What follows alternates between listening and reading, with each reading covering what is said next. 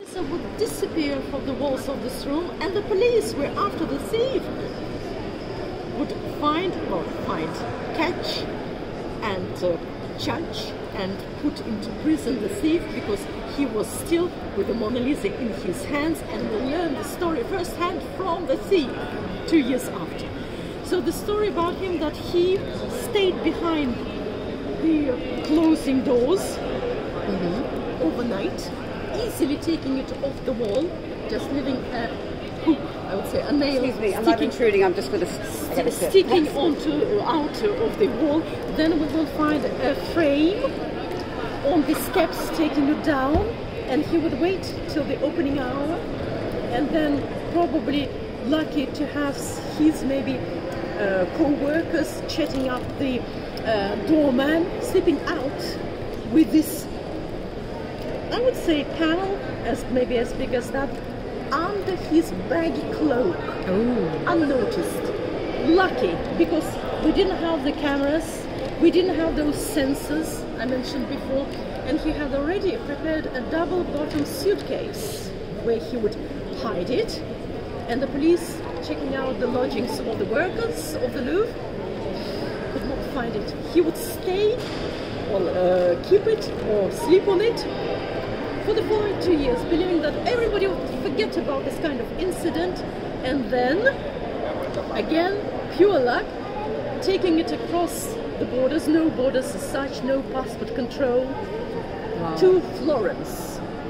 And that was his mistake. He addressed it to a professional, an art dealer, who was no fool. He would deport him. Well, imagine, they were missing from the Louvre, Mona Lisa in your hands, what would you do with it? He would deport him to the police, and that's practically the end of the story. But not yet. The thing is that it would be brought back and put in that corridor, the Grand Gallery today, and people would flock. It was a scandalous thing. How come the piece of work would be stolen from the Louvre? All the papers, newspapers would actually speak about it, and people flocked to the Louvre just to see this piece.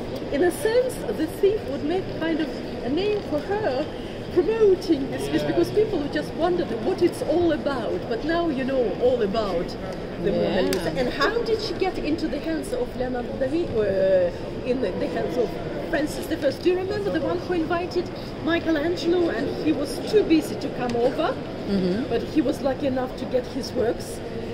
And Leonardo da Vinci would come to France, and he was already 64, and the last 3 years of his life he spent in France.